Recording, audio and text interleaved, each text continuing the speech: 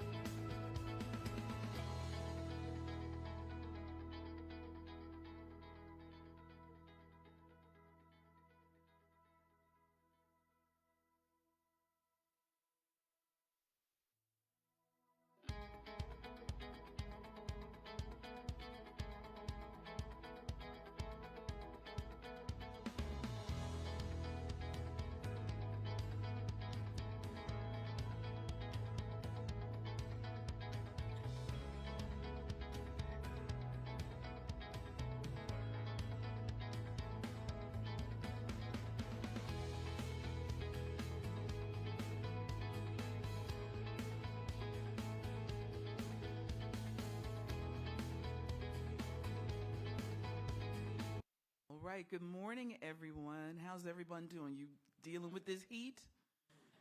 Hallelujah, it's done. A little bit cooler today, but I am so glad that you are here. My name is Kim McNeil, and I'm a HUD certified counselor and also a counselor for NFCC. And so I belong to an organization called SESI. I work for them, Consumer Education Services Incorporated. And what we do is we've been helping people since 1998. So we've been around for a little bit, but I'm most proud of us having an A+ with a Better Business Bureau. That's our rating.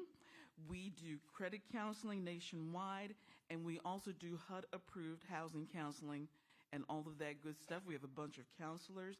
And our mission is, and I hope you hear the passion, our mission is to empower everyone to make sure they overcome their financial challenges and lead financially healthy lives.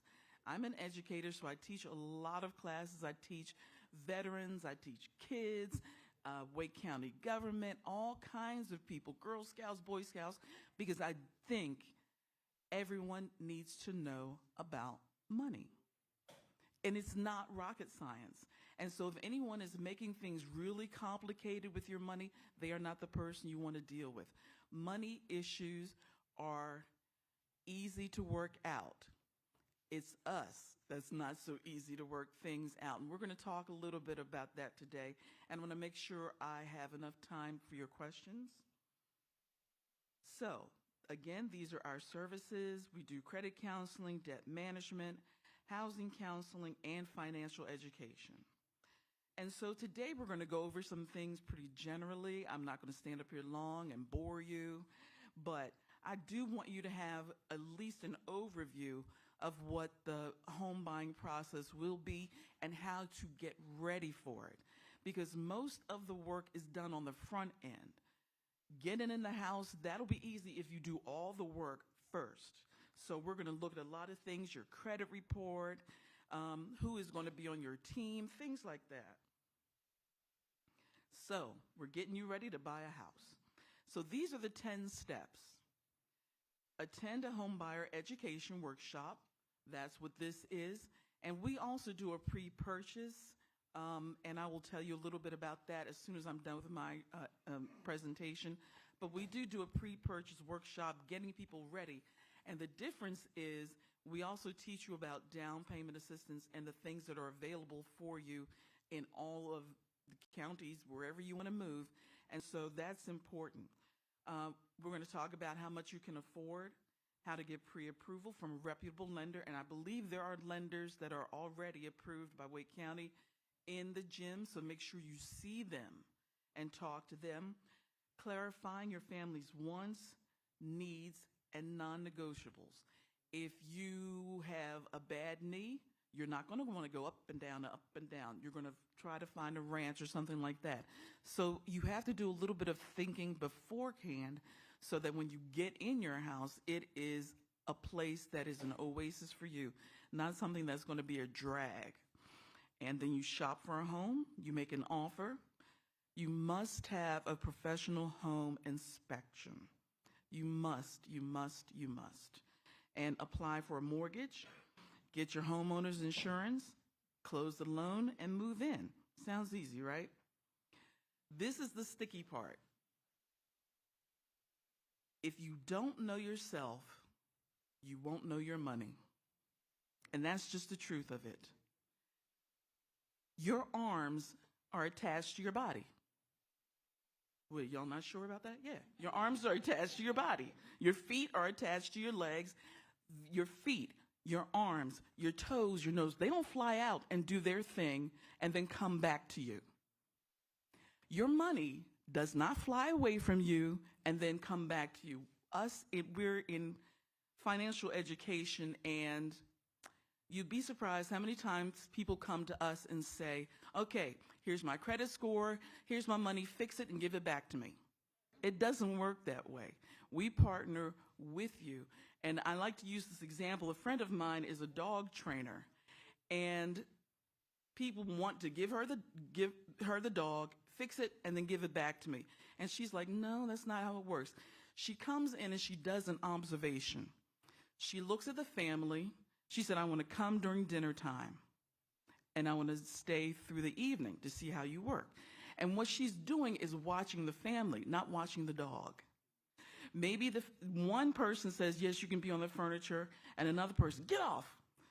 Someone says, don't beg for food, and another one is slipping at food. And so this dog is getting so many different mixed messages because the family is what needs to be fixed, not the dog. It's getting its signals. And very often it's us that need to be fixed and not our money. Because if we know who we are, then we can fix the money. There are 5 personality types. The big spender, and this is honest. I mean, I'm not going to ask you to raise hands. We're not going to be embarrassed or anything like that. But I do want you to think about if you fall into any of these categories. The big spender, they love to have the newest and latest gadget, high end, when iPhone 482 and people are circling around the block. That's what that is. You've got to have the newest. Even what you have might work, but you gotta have it. You're not a bargain hunter, and you want to keep those high-end labels. This personality is very outward facing. You really want people to think about you a certain way by the way you dress, by what you drive, things like that. And maybe you're a saver. This is the opposite of the big spender. I have a cousin who, she can make a dollar cry. I believe she probably still has the same dollar she had, when we were kids. And they'll turn off the lights. We were for Thanksgiving at our house. I have a huge family. And she's serving us greens in these little bitty bowls. I'm like, what? Then why are you having us here? The opposite of it. Somebody just squeezes. And let me say this. Your money is to pay your bills, but also to bring you joy. If you're saving so much you don't enjoy your life, your money is being used wrong. That is the truth. You have to budget joy in, or else you'll go off the deep end. Same thing with I'll use my own journey, weight loss. If you deprive yourself of cookies for 12 weeks, when you walk into a store, cookies start calling your name. They're like, Kim, how you doing? Shut up.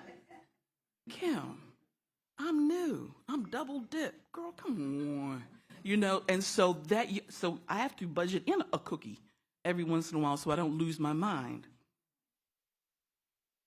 Next is the shopper.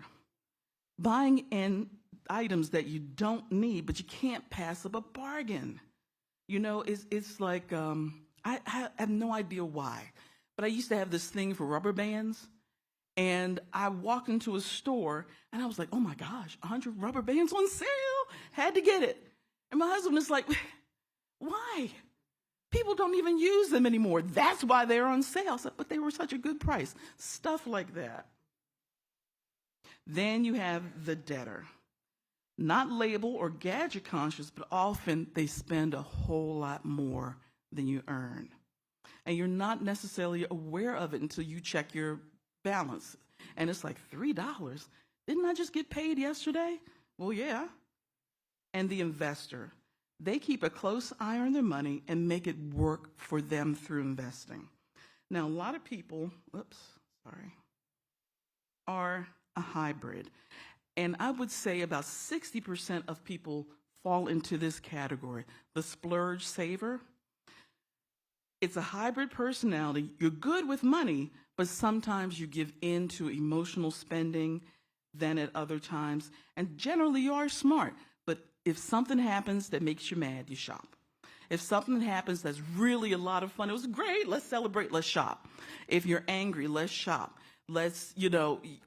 Everything is about spending that money. And then you get in your right mind 2 months later when those credit card bills come in and you go, oh, I'm never spending money again until the next time. And so they get into a loop of getting debt, pay off debt, getting debt, pay off debt. And this is a common trait. I would have to say about 65% of people fall into this category. So whatever it is, you have got to know you. You have got to know how you use your money. And so much of it is unconscious. That's why you have to pay attention. Before you get into any big, I'm going to save $1 million, understand who you are and then understand why you are doing what you do with your money. What traits you learned when you were little. When I was younger, my mother was a model, and this was in the 60s and in the 70s, and I used to go, little kid, she would drag me to all these photo shoots. And if it was raining or snowing or whatever, we would dip into a deli or go to the movies. And so I cherished those times with her. And then after I lost her, I did not realize what I was doing. If it snowed or if it was misty outside, I would just grab my keys and I would go shopping because I was trying to recreate that. And I will tell you, I didn't realize this. I was already teaching. I didn't realize I was doing this until 3-4 years ago. A lot of it is so unconscious. And so that's why I'm saying be aware. The best thing you can do is for a month, just track when you buy.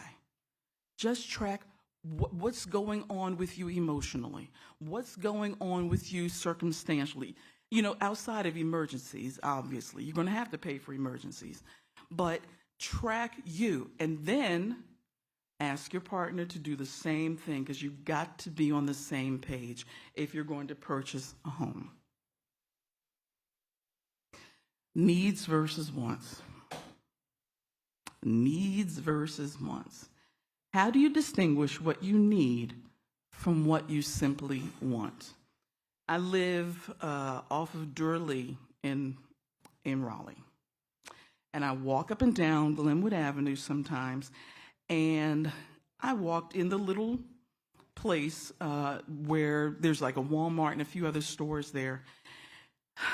And in I won't call the name of the store, but it's where you can rent to own. Y'all know what I'm saying? Mm-hmm. They had purses in the window. Renting a purse. If I had a brick, I'd have broken the window. I'd have gone to jail over that one. It made me so angry to think that just because it has a medallion of a designer hanging off of it, they want you to rent a purse. And it was cheap. I could look at it and see that it was cheap. I used to be a store manager in another life. It was crazy. And so I want you to be aware that people are going to manipulate you to get your money. I start every class with this. Everybody wants your money. And I need to teach you how to keep it. Do you think, when I was a department store manager, I would watch people walk in and I could tell who's going to spend a lot of money.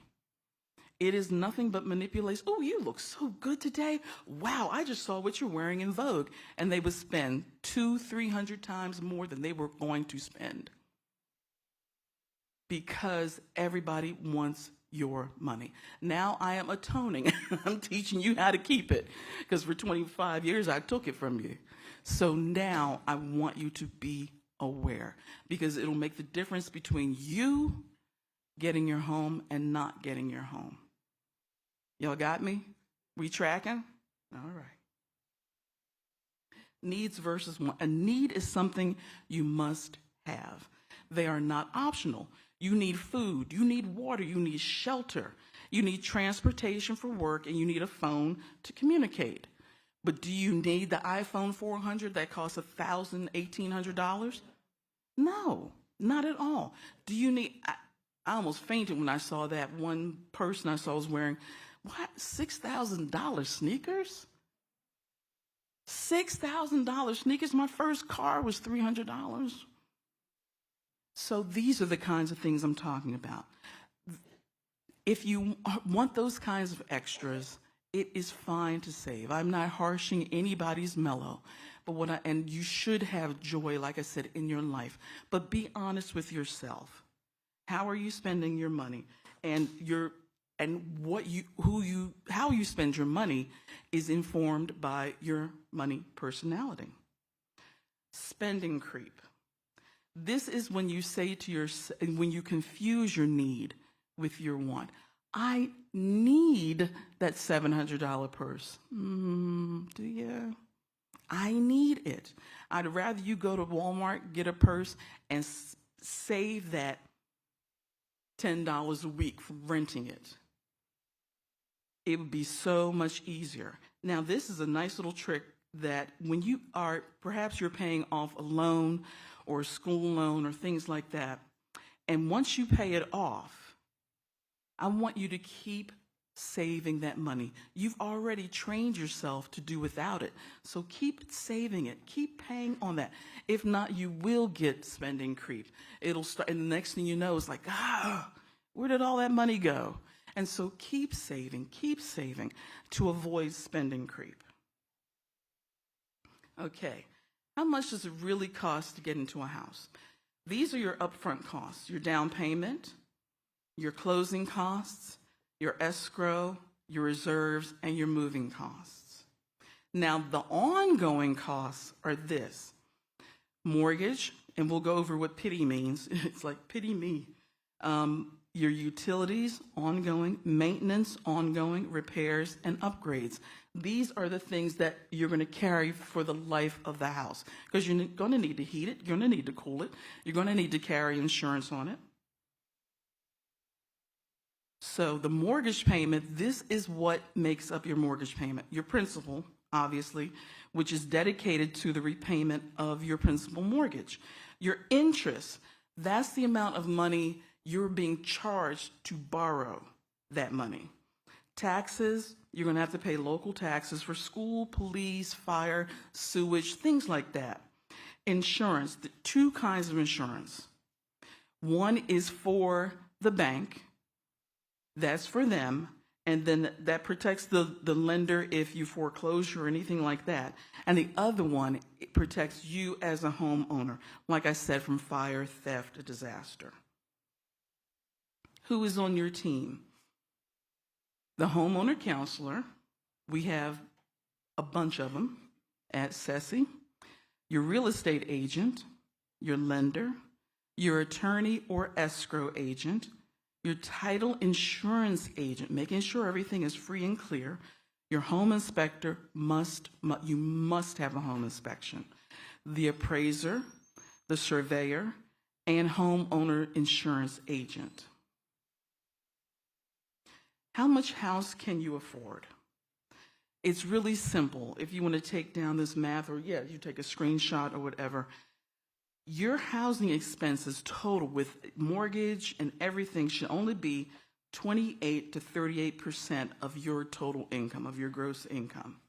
So if you're going for 28%, whatever your monthly gross is, multiply that by 0.02 0.028. And that'll give you an idea of how much house you can afford for the month.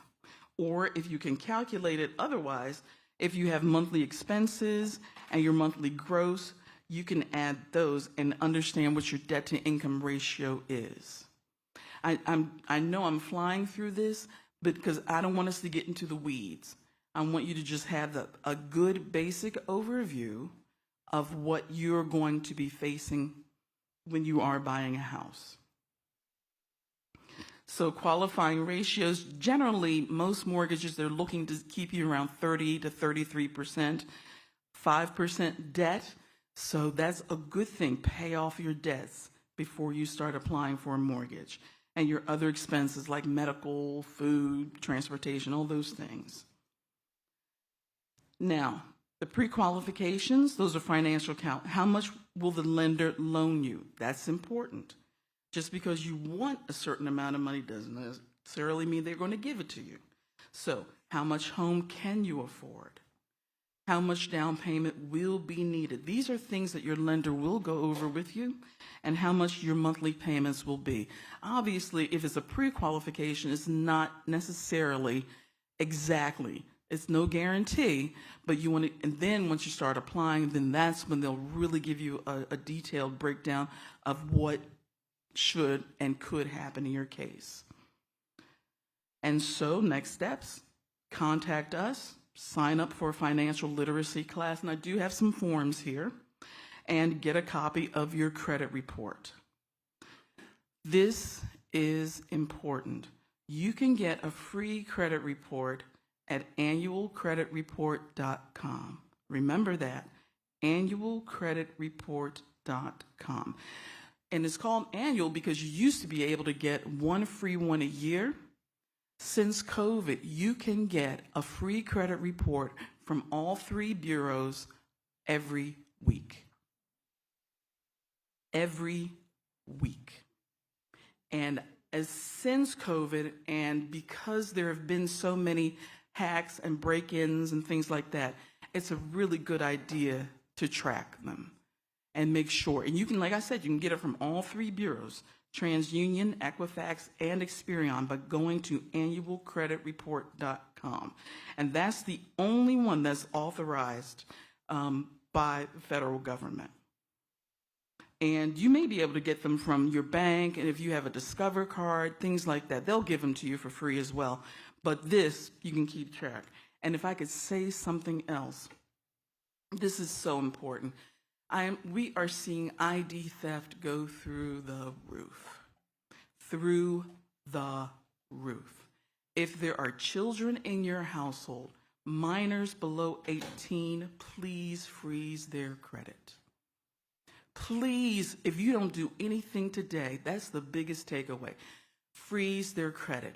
It is not right for a child to apply for their first job at 16 years old to find out their credit has been ruined by someone else. Because now colleges are looking at it, and you actually have to have good credit to be in government. I'm talking about law enforcement. We helped a young man get through everything, passing the test, got his degree, went through the academy, but his credit score was too low. He had to pull it up before he can get a job as a policeman. So please, for children, and now they're looking at them even to get into college, please freeze the child's credit. And if you are not actively right now looking for a house, freeze your credit. It is free. Freezing and thawing are free. And all you need is, I believe, is a 14-day lead time to unfreeze, to thaw your credit out. Okay, please do that. And you could do it at annualcreditreport.com. You will have to go through to each one. You can't do a blanket freeze, but you will have to go to each one and do it. But I say, do yourself a favor and do it. The 5 C's of credit. These are important. Your character, that's the history of your bill paying. And this goes into the calculation of your credit score. Do you pay your bills on time? Capital, the amount of money that borrower has available to use. How much money do you have? Capacity, that's your debt to income ratio. How much debt are you carrying according to what you have incoming in? They don't want to see you spending, like on credit card debt, half of your income. So look at that ratio. Make sure it's not out of pocket. It should always be 30%. That's the magic number. Conditions, the purpose, amount, and the interest of all of the conditions of the loan that you're getting, and collateral can be used as a security for the loan, just like your car is the collateral for your car loan. And if you don't pay your car loan, they take your car because that's the collateral. Okay, so we are on Facebook, we are on Twitter, or you can go right to our website, sesisolutions.org, or call us at 866-635-6414. Now, I want to say a little bit more about the down payment assistance. There is down payment assistance available in North Carolina, but nobody talks about it. Nobody says anything, but you do have to go through an education class to be eligible for down payment assistance to get your certificate. And we do that for you. And I have, let me see, excuse me 1 second, I'm gonna step off camera.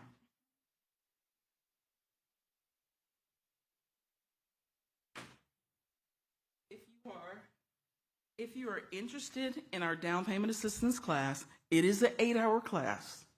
It is done online, but we do try to make it as fun. We're not boring people. You know, I know you think, oh my God, 8 hours, I'd rather eat a bug. But no, we make it a lot of fun. They are $25, and to access down payment assistance, you must take a pre-purchase workshop. We don't charge you till after the class, but a bank will ask for that certificate. They last for a year, so it's a good long lead time, and you can always, you know, renew if you need to. Or take another class if it expires. So at this time, I'm going to see what questions do you all have for me. Yes, sir. So I invest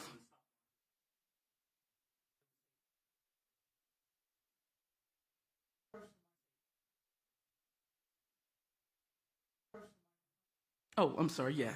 Yeah. The microphone? Yeah. Yeah. Not on.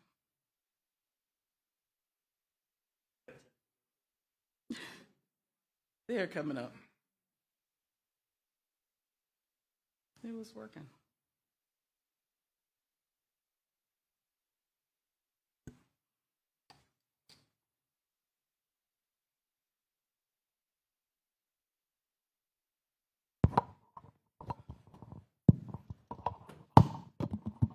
Can everybody hear me? Yep. All right. So, like I was saying before, I invest in the stock market. I leave my DTI less than 10% as opposed to 30. And how I do my own income, I do the 70-20-10 rule. 70% going into, you know, whatever debt I have, my home expenses. 20% goes straight into my market. I always pay myself first before I pay any bills. And my 10% goes into my quote-unquote, let's have fun. One question I do want to have, basically, when you're trying to buy a home, I understand that there are a lot of companies like BlackRock and Redfin who are buying a lot of homes within the area of North Carolina because it has been, you know, up in value. I'm a New Yorker that moved to the South. I've been here for roughly 12 years, so I've been seeing where the market has gone. So how am I supposed to fight with companies that have deep pockets I cannot fight against, where there's 5, 6, 8 offers on the property itself? And on top of that, you have a lot of people buying homes that want to flip this property. Like 5 months ago, I saw a home where I used to live at before our house was taken away from, what was that again? Eminent domain. So we had to move. So that house sold 5 months ago for $92,000. I don't have access to the MLS. I'm not a realtor. So somebody bought that house for $92,000, sold the whole for $265,000. I'm looking at the tax assessment on the property itself. The tax assessment is only at 120, so I'm overspending on the property, and the price per square foot on the home is 275. Where I can go out and talk to a builder and get that house built cheaper than that price per square foot, but still at the same time, land is not accessible in North Carolina because land is just not being sold because it's being sold to people with deeper pockets. So knowing that I'm doing everything I need to do to go buy a home, how am I still able to try to buy a home within the triangle and not spend 2 hours to basically go back and forth and commute back to work? Because you have to still put in the fact of wear and tear on my vehicle, maintenance work, and still trying to get to work. So your question is... So my question is, how am I still able to afford a home if there are 6, 8, 20 people trying to put a bid? I'm not trying to be in a bidding war. How am I still able to buy a home within the value I want to buy it for and quote unquote under my value because I don't want to spend $400,000 or $500,000 on a home, which is crazy. Right. One thing, I'm not a realtor, but we do have realtors that come on in our classes and they address this thing. You've got to have a good realtor. You've got to have one who is looking out for you. Unfortunately, now they cannot control prices. But what I have heard is you've got to think outside the box now. That is just the reality. It's not just here. It's in New York. It's everywhere. Houston, I've seen it all. Yeah, I'm from Philadelphia. And I went home. My dad is still there. He's still alive at 89. And there, I'm looking around the neighborhood, and people are looking at the homes and doing this and doing. I know gentrification when I see it and what's coming. And that's a reality. That's it. And I absolutely hear your frustration. I absolutely do. But there are affordable homes, and there are times that they come in our classes, tell us what's going on and what builders you can work with who are having new things go up, townhomes and things like that. It's possible. It takes longer. It's going to take a lot more endurance. It's going to take a lot more patience, and it's going to take more money. That's just the way it is. And, you know, I don't want to be a wet blanket, but people still are buying homes every day. Yeah, I see. Every day. And so I wouldn't let everything that's going on out there deter you. It's not all bad news because the market is cooling. You know, and so homes are staying on the market a little bit longer than they did like a year. Yeah, now I've seen it's like it's been 40, 60 days. Right, exactly. And so I think that'll work in your favor. And if it continues to cool within a year, you're in good shape. You're in good shape. Be patient, because you can get frustrated. I can understand that. You can get frustrated looking at what other people are doing, because it is the same thing in larger cities. It's deep pocket consortiums. And they're not necessarily in this country, you know, but they see the value of it. And so they're buying up all kinds of stuff. So yeah, I take a deep breath. Oh, I'm fine. And get a good realtor. And like I said, in our classes, we do introduce you to realtors, lenders, and they are approved to use down payment assistance. And not every realtor will, because it's more work for them. Gotcha. And they, you know, just don't feel like it. And they also have to be licensed to do it. And so all of ours that we are affiliated with who come into our classes are. Okay. Okay? Sound good. Thank you. All right. You are welcome, hon.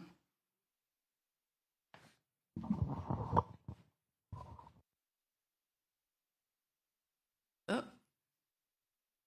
Okay.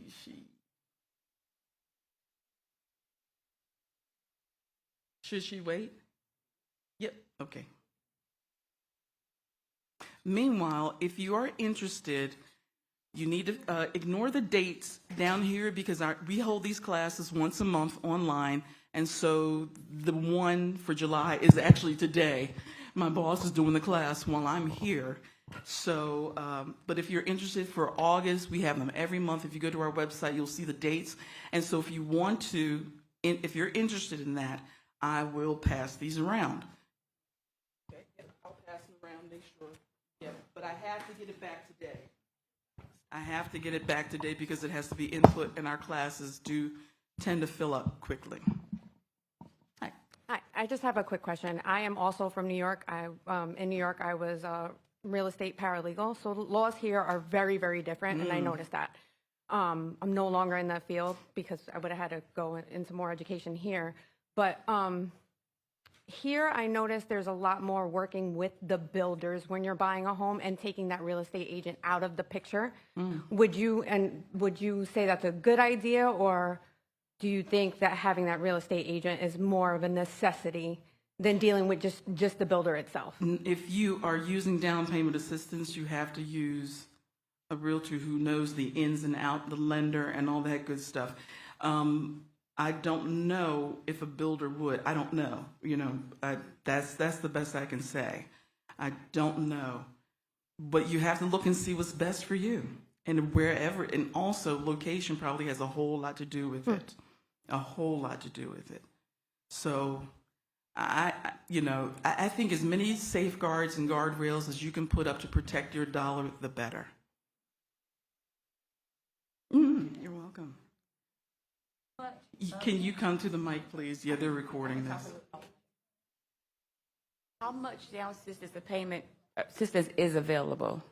It depends on the county that you're in. In our classes, we have a big chart, and it goes through all 100 counties. And obviously, if you're in a further, you're going to get the income limits are going to be different from like Harnett County, Johnston County, or Wake County. And so for Wake County, you're allowed to make more money because they understand that the properties cost more here. And so it really is.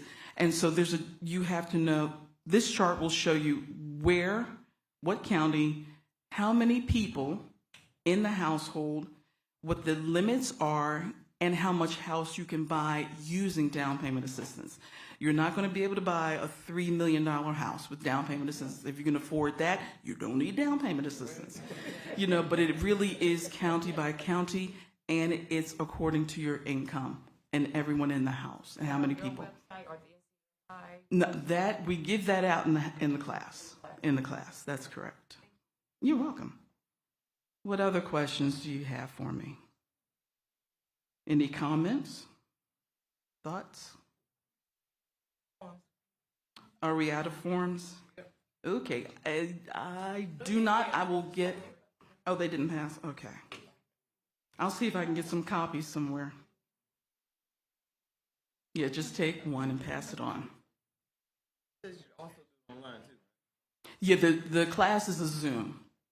They used to be in person, but now you can do it from the comfort of your home. Yes. Yes, please fill them out and give them to me.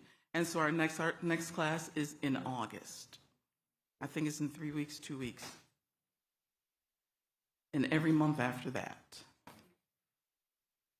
Any other questions for me? Oh, yes. No, you don't have to take it in August, but if I don't have your information, now you can sign up online, but this way I can get you in the August class, but if you want a different one, absolutely. You would be more than welcome. Yes. Microphone. Thank you. Did a wonderful job. Well, thank you. You're welcome. My name is Brian Summers, and I'm with Fifth Third Bank. I just came because I'm always interested in the educational piece. I don't have a table out here. Oh, okay. But I wanted to let the class know that we do, and we are certified with every DPA or down payment assistance within the state, what you're referring to, like the CPLP and all of those items. We can help everyone and answer any questions. I do have some cards. If you allow me, I'll pass them out. Y'all know who to see. There you go. Okay. Thank you very much. Yes, absolutely. Yeah. Anybody else? All right. Well, I'm getting you out of here 2 minutes early. How about that? Oh, I'm sorry. There was one.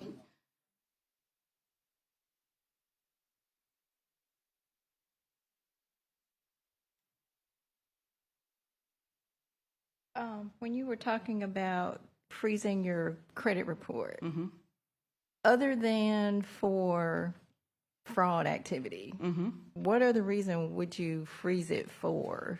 And does activity still take place? Yeah. And Yes. still You get can freeze reported? what you're freezing is so that no one can get a hold and open credit lines in your account, and it also stops, I believe, soft inquiries as well. You know how you get those pre-screened things in the mail, and so those are soft inquiries. They don't hurt your credit, but maybe you don't want everybody poking in your credit account, things like that.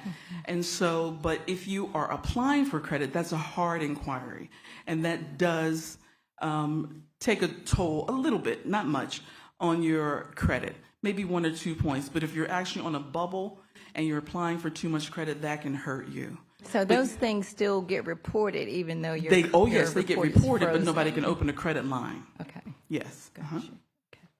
That's a good point. That's a good question. Anyone else? All right. Well, thank you. Thank you for your time, and thank you for your patience. I appreciate you.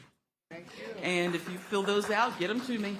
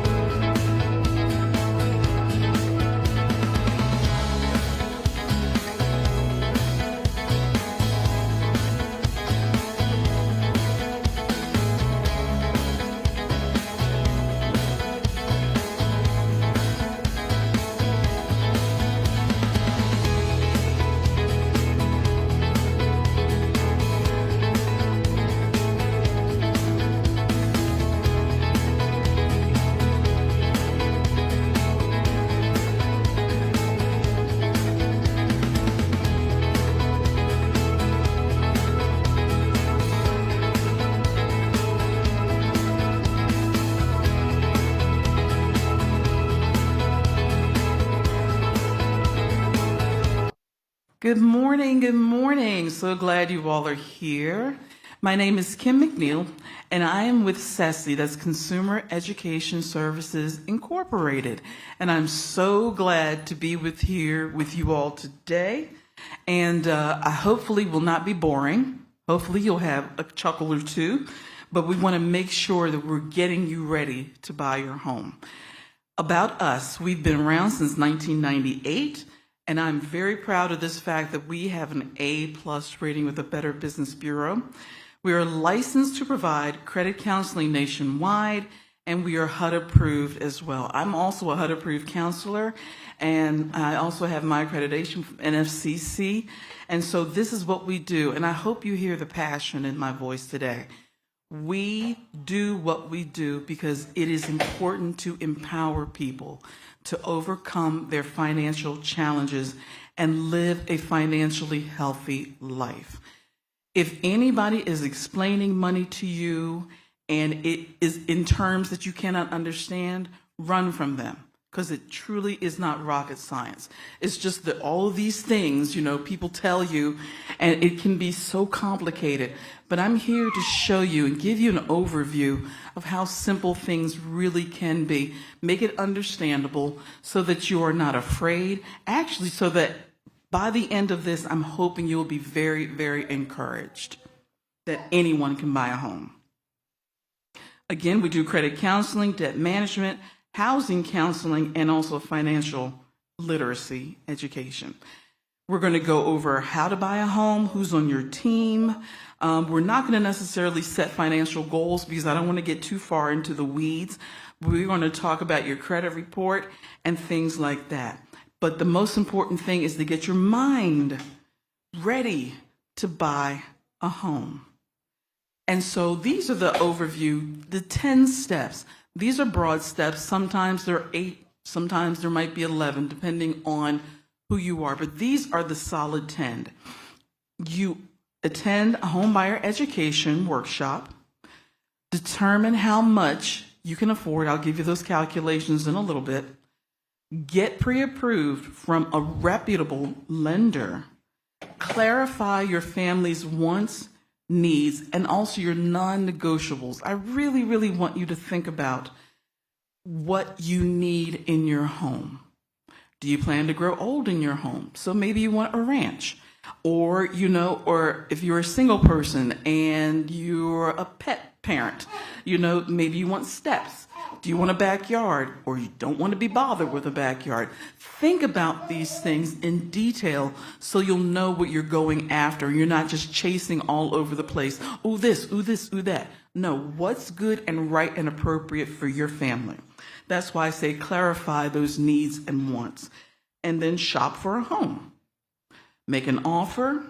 Have a professional home inspection. Underscore that. Apply for a mortgage. Get homeowners insurance, close on your loan, and move in. Those are the overview. Those are the basic steps. But this is where people get hung up. Your feet are attached to your body. Your arms are attached to your body. They don't fly off, do their own thing, and come back. Your money does not fly away from you and then come back when it's doing what it does. You have control over every penny you have. Whether it's 3 cents or $3 million, it is yours. And this is what hangs a lot of people up. Very often, because we do work with finances, people come to us, here's my credit score, here's my savings, here, fix it and give it back to me. It doesn't work that way. We journey with you. We go on this journey with you, but we are partners. We don't do it for you. I have a friend who is a dog trainer. She's really good. And very often people come to her and say, hey, look, fix my dog and give it back when it's not broken anymore. And she says, And people really get upset sometimes when she says, no, it doesn't work that way. I come into your house. She said, I'm going to see you eat a meal. And I'm going to see your evening routine when everybody in the house is home. She wants to see who says, yes, dog, you can get up here. And then who says, dog, you can't.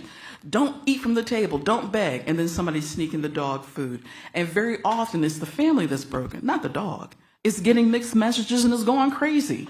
And it's the same thing with your money. We don't fix it for you. We help you first fix you, and that will take care of your money. Why do I say it that way? Your money personality influences your relationship with money, and it impacts every financial decision you make, even if you are not consciously aware. And I got the receipts for it. Watch. There are personality types. It is so important to know who you are, how you spend money, how you save money, because that will impact how quickly. But you'll also be aware of your money behavior. The big spender. You have to have the newest and the latest gadgets. You love high-end labels and name brands, and you are not a bargain hunter.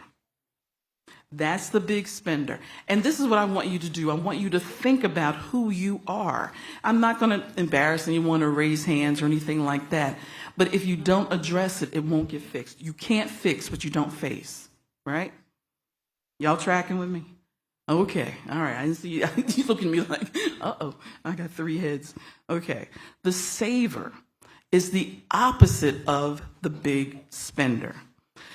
I have a cousin who's like this, and it drives me absolutely wild. She's not even cheap. She is light years beyond cheapskate. We have a huge extended family, huge. And she served us, all of us, little plates like this of greens. And everybody's supposed to take, what, a spoonful? That's not what Thanksgiving is about.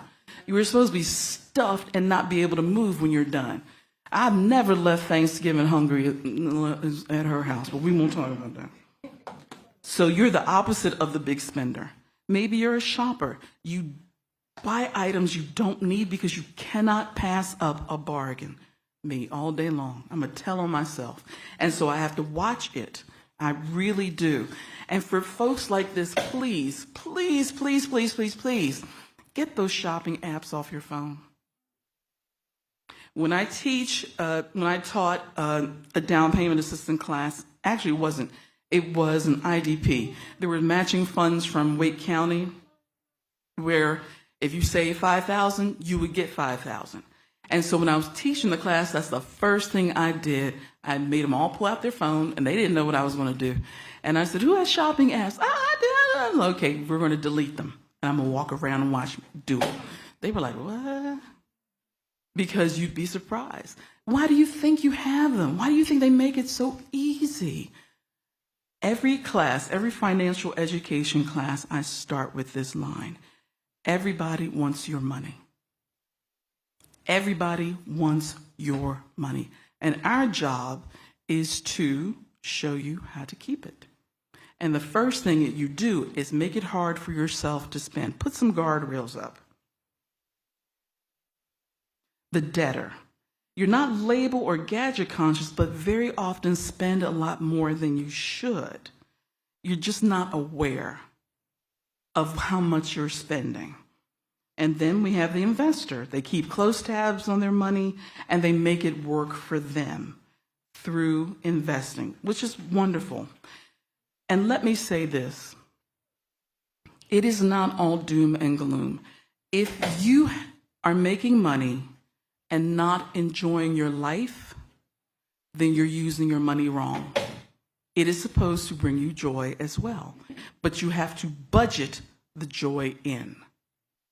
You have to make sure that you indeed can save.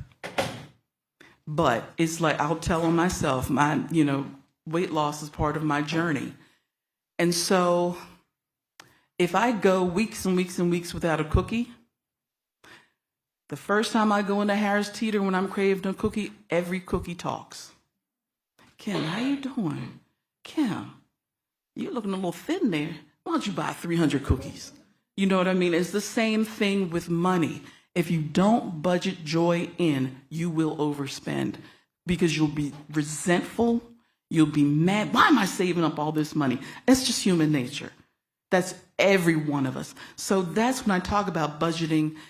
In our budgeting class, I teach you how to budget joy in. And sometimes the joy comes in paying down your bills. There's some of us that do have to face a hard truth, get the bills paid, and then we can enjoy little things like that. But there are these personality types, and there's one more, the splurge saver. This is where 60% of the people fall. You are a hybrid personality. You're good with money, but sometimes you give into emotional spending. You're happy, you spend. You're sad, you spend. And another thing, if you shop without a list, you will spend 20% more. And I'm talking about clothing. I'm not even talking about food. If you are hungry when you shop for anything, you will spend because you're trying to fill a hole. You're trying to do something. And it's like, and you don't even realize it. So be aware. So yeah, the splurge saver is where most people are. And so you get into a loop of getting debt, pay off my debt, getting debt, pay off my debt. But this is so common. So I don't want anyone to beat themselves up. I just want you to be aware of your money personality because it will inform all of your decisions, whether you realize it or not. In the 60s and 70s, my mother was a print model, like for Ebony and Jet, and so she had to buy her own clothing back then. And so I would go with her on the weekends when she would shop. She would drag me with her. Didn't love that, but I loved the time with her. And if it was snowing or raining, and I don't know why this sticks in my mind, we would go into a deli or a cafe or go to the movies if it was really inclement weather. And after I lost my mother, I didn't realize I was trying to recreate those moments. If it was misty outside, if it started snowing, I would grab my keys and get in the car and spend money. And it hit me when I bought the exact same sweaters. One set was in my trunk, hiding them from my husband, and the other one was, and then when I opened my trunk and I looked in both bags, I bought the two exact same sweaters. I was trying to recreate a moment. Money is emotional. It has emotion wrapped all around it. And so if you don't realize that, it can hurt you in the long run. And I was already teaching this when this realization came to me. So it's an ongoing process. But I really hope I'm not overselling how important it is for you to know your money personality. Like I said, if you don't face it, you can't fix it. Okay? Needs versus wants. This is the other thing. How do you distinguish what you need from what you want?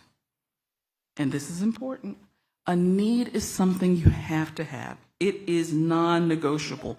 It is not optional. You got to have food. You got to have water. You got to have shelter. You got to have transportation, and you have to have a phone to communicate.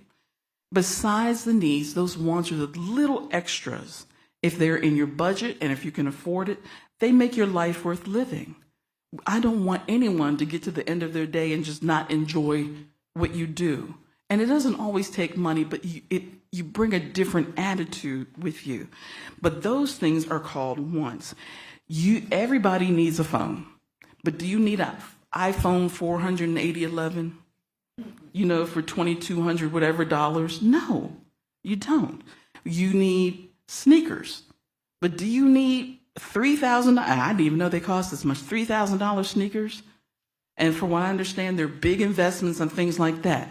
Be real. Don't confuse the want with a need. Be honest with you. Okay? Do what you can afford. Let me tell you something. Sleep is really good. It's important, and getting your finances in order will actually change your sleep patterns. You'll sleep a whole lot better. Spending creep is when you pay off something. Say you pay off a car, you pay off your note. I want you, this is a wonderful budgeting trick. Keep paying that into a savings account. You've already trained yourself to live without that money, and it's a great way to build your savings. You won't miss it. You won't miss it at all. And it'll stop the spending creep, because you'd be surprised. Once you pay something off, it'll just fly away, the money, if you're not keeping tabs on it. Because you'll think like, woohoo, free money, I'm going to do this. But no, keep paying yourself. Now, how much does it cost to get into a home? These are the breakdowns. Your upfront costs are this. Obviously, your down payment. Your closing costs, your escrow, your reserves, your moving costs. And your ongoing costs for the life of your home is your mortgage until you pay it off. Your utilities, always. Maintenance, always. Repairs, upgrades, things like that. The principal, this is the pity. A lot of people call it the whole pity me, but this is the part of your mortgage payment. You have your principal, and that is dedicated to paying back the loan. You have interest. That's how much they're charging you to borrow their money, use their money to buy your house. You pay your taxes yearly, for school, for police, for fire, for things like that. And two kinds of insurance. One is a PMI, and that is to protect the lender. If you foreclose or anything like that, it protects them. And then you have insurance for yourself. Protect yourself from fire, from theft, and from disaster. The ones who are on your team, these are the people who you will need, who will get you to the finish line in your home so you can lock it, hallelujah, and have fun. The home ownership counselor, educator, real estate agent, lender, your attorney, your title insurance agent, your home inspector, the appraiser, surveyor, and home insurance agent. All of these people get you to the finish line. You will not be journeying by yourself. Your hand can be held every step of the way. And if you don't feel comfortable about it, then please run. Please run. Now, we do, at SESI, we do home buyer pre-purchase workshops. And in those classes, you learn about down payment assistance. There is down payment assistance for every county in North Carolina. Anybody ever hear of down payment assistance? Good. Phew, I would love it for all of you. But it is, and they don't talk about it often enough, and we do. In order to use down payment assistance, because it's sometimes a state, or county money, you do have to go through a homebuyer education class. You must take it to get a certification, and then you work with your lender to, get those funds and see how much you get approved for. But it's a wonderful way to get into your home. You do have to take a class, and we do hold these classes. You get your certificate at the end of it. They are $25. You don't pay until afterwards. But we introduce you to realtors and lenders, because not everybody does down payment assistance. Sometimes they don't want to be bothered. And so you want to work with the people who know their stuff. And we introduce you to that in the class, and they're fun. I know you think 8 hours, oh my gosh, I'd rather eat a bug. But no, we really do make it a lot of fun and enjoyable, because there's no point in sitting there and being bored, and because your mind will wander. But you have to have the education to use it. They want to make sure that you know what you're getting into. And there are breaks. We don't go all the way through. How much house can you afford? Housing expenses should only be 28 to 38% of your income. And so if you want to write this calculation down, or if you want to take a screenshot, for 28%, what is your monthly gross income? And what you're going to do is multiply that by 0.028. 0.028. And that would give you a good idea of how much house you can afford, of what your monthly payment should be. Or if you want to calculate your debt to income ratio, because they want to make sure that your debt is still only at 30%. That's really the golden number. You're going to hear me say 30, 30, 33 a lot. But that's where most of them lie. And that's where it's mostly comfortable, but it does take discipline to get there. So you can multiply that at whatever your monthly expenses are, and then your monthly divided by your monthly gross income. And that will give you your debt to income ratio. And that's just a quick overview. I don't want to get too deep into the weeds because I don't want to lose sight of that. But your qualifying ratios, normally housing 33%, debt 5% in ongoing, and other expenses 62%. Financial calculations, these are the pre-qualifiers.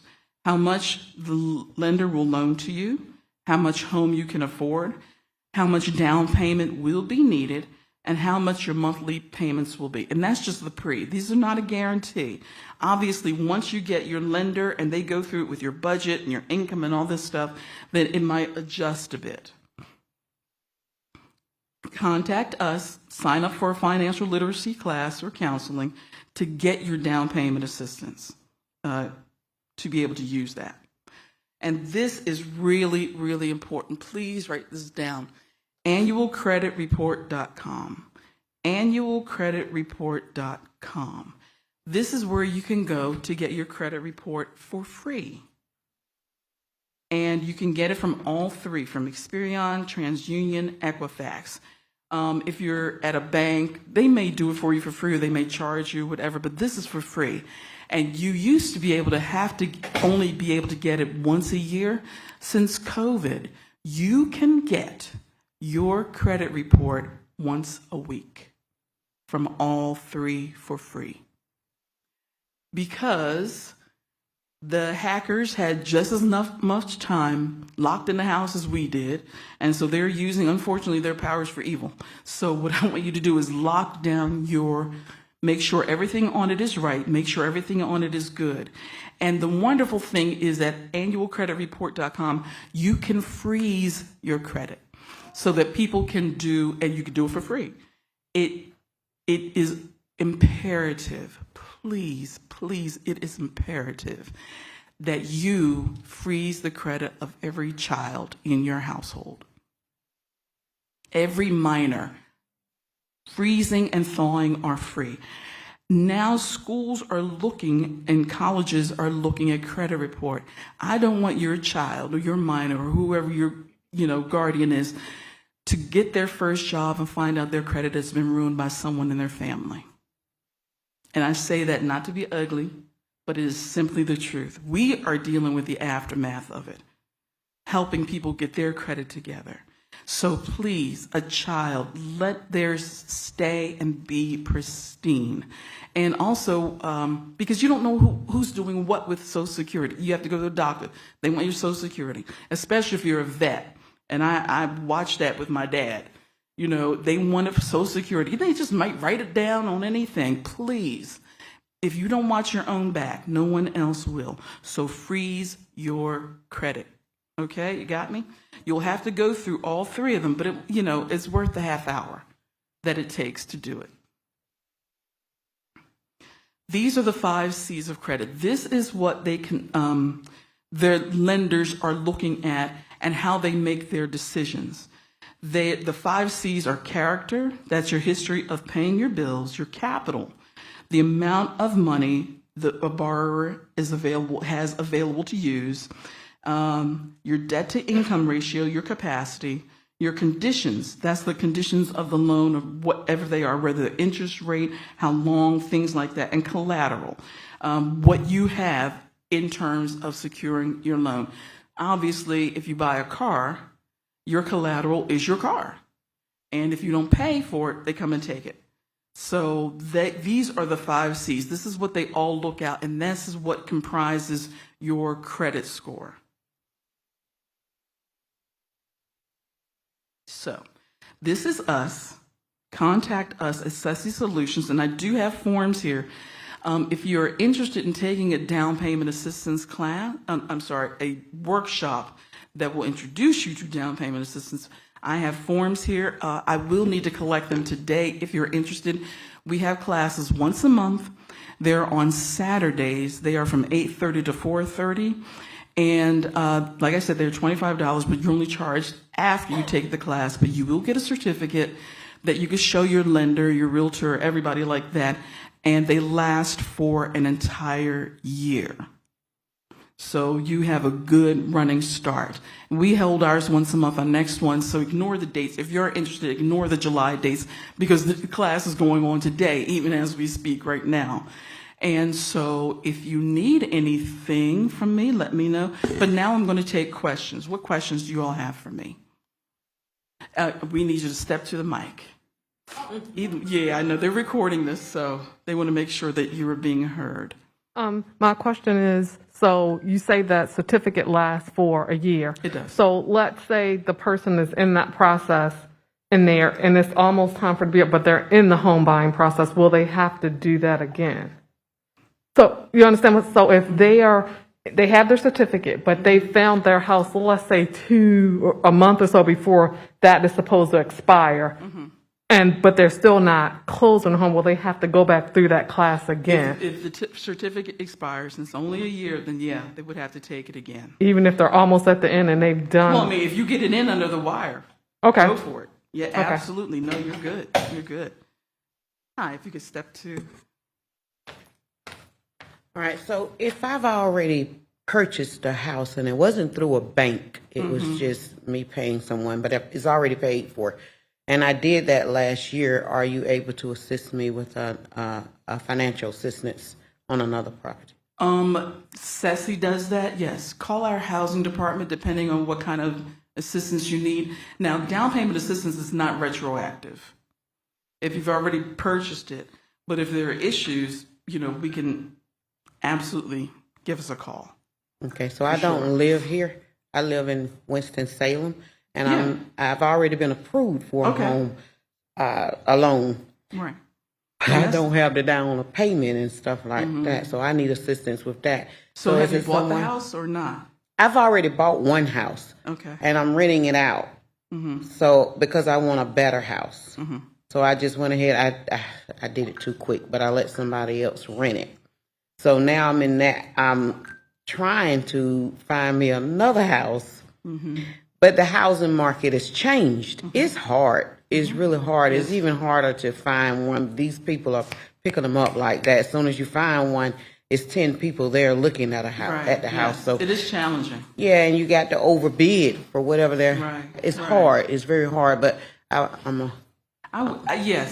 would say give us a call, specifically on the phone number. Our phone number. I took a picture of that. Okay, good. Yes. Please do. And we'll get you with a counselor to see what can be done because every situation is like a thumbprint. It's so wildly different. But we do work with every county. Right. So that's no worries. No worries at all. Yes. Are the workshops available in Spanish? Because my mom is looking to buy a house, but she doesn't speak English. We do have one, yes. The classes themselves are not in Spanish, but we do have a couple of Spanish translators. Okay. So give a call. Give me a call. All right. Okay. Thanks. Who else? Anyone else? Okay. All right. Well, if you're interested, I have these here. And in fact, if you can just want to pass them around. So like I said, they have to be filled out and brought back to me. Any comments? Yeah. Can you, yes. How about you half of them? Do you have a copy of this presentation? I do not. Sorry.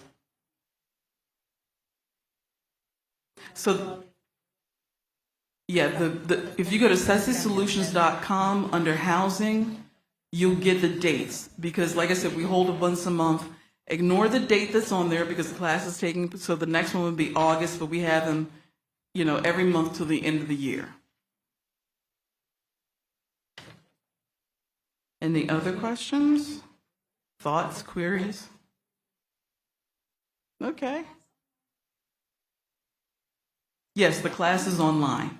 Yes, yeah, you won't have to come to a remote location. No, it's online. Makes it a whole lot better for everybody. Actually, I have a question. I got something, Mike.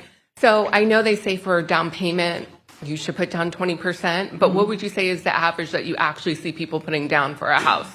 And I know that may vary by the cost of the house. Yeah. I was just curious if you knew what the trends were. Right. I'm not a realtor, but we do have realtors and lenders that come into our class, and I've heard that number bandied about.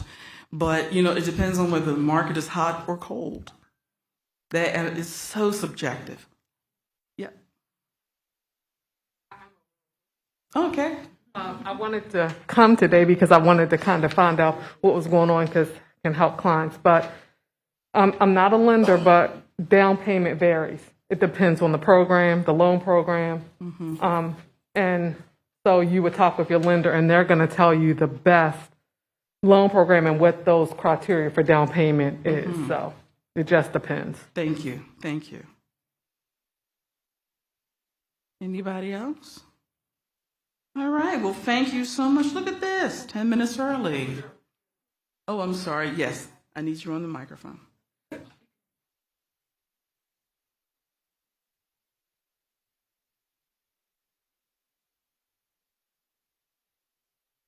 Just to piggyback on one of the questions earlier, the down payment assistance, is that a first-time home buyer program? They are first-time home buyer programs. But you're considered a new home buyer if you haven't bought a house within 3 years. 3 years? Okay, good. Yep, absolutely. Good question. Thank you.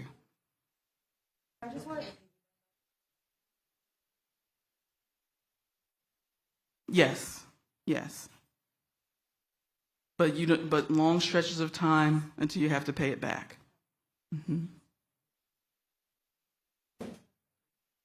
Is that? Yes.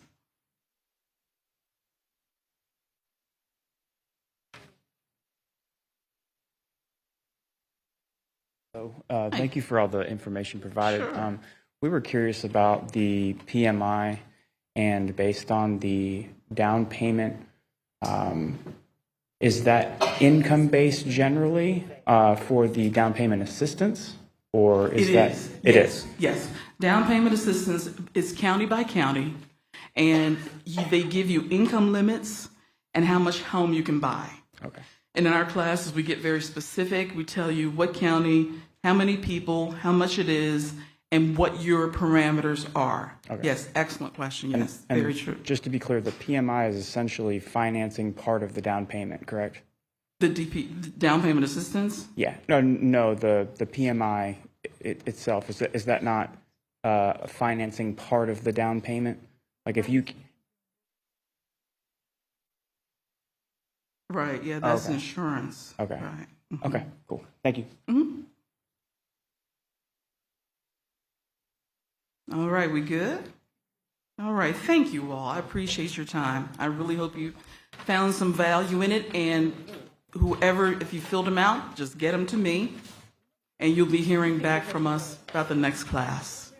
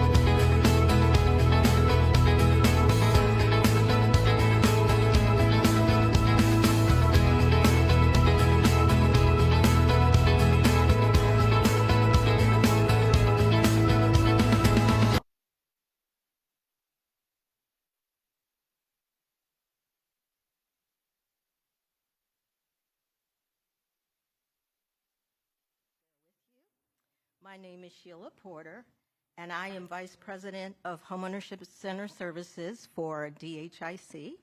And first, I want to just say thank you to the City of Raleigh for pulling this event together. I think it's just an amazing event to have, especially in these times.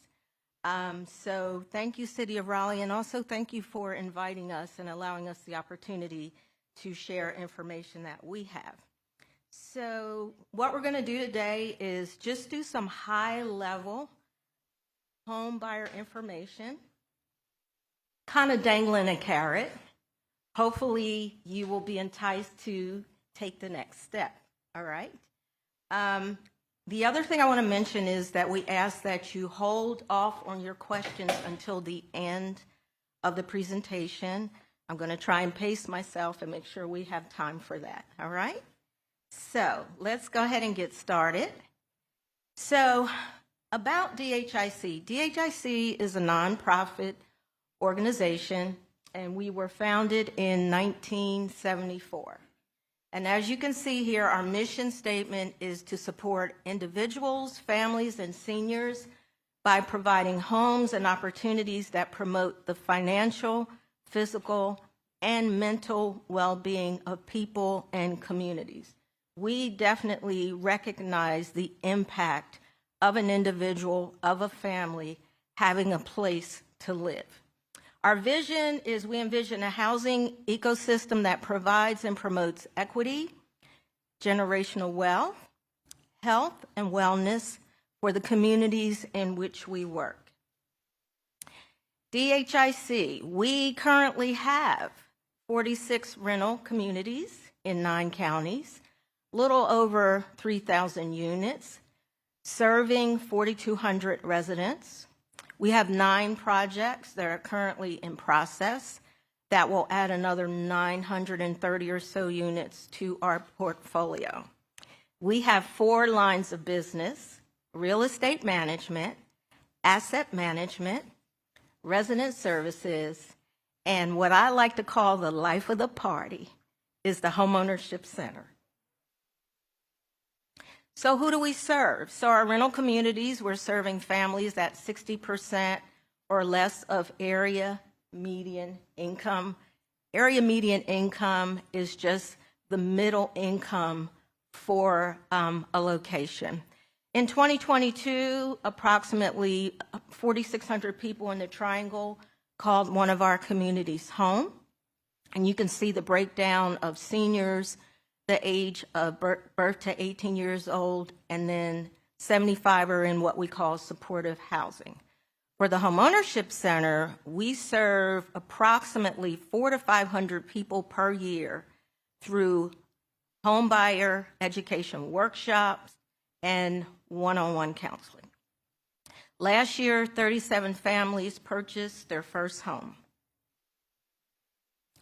Some of our affiliations and designations: we are a HUD-approved counseling agency. We are a member of the NeighborWorks organization, which is a national network of about 250 organizations that do the same type of work that we do. We have adopted the national industry standards for counseling and education, and we're a member of the Housing Partnership Network. So let's talk a little more about the Homeownership Center. We are located at 450 East Davie Street. And at our Homeownership Center, we have our offices, and then we have our classroom, which pre-pandemic, that's where we would hold our workshops. We are currently holding our workshops virtually. My team, I have an amazing team. We're a small group of people, but we do a lot of work, and we serve a lot of people. So Lou Savolka is my lending manager and also a senior homeownership advisor. Tammy Simmons is my counseling coordinator, as well as a senior homeownership advisor. I have Isaac Reyes, who's a homeownership advisor, and he is bilingual, speaks Spanish. Tiffany Wilkins is my senior Homeownership Center admin, and then Jackie does a combination of loan processing and admin assistant. Here are a list of the services that we provide. And you can also see included on this slide are the prices or the cost of the services. So we do monthly home buyer workshops. So the workshops, like I said, are currently done virtually, and there's no charge for the workshop. But if you want a book, you do have to pay $20 for the materials, okay? If you'd rather go at your own pace and complete the class maybe at your own convenience, you can use eHome America. We are affiliated with them, and then you can do that online course, and it is $99. We have individual counseling sessions.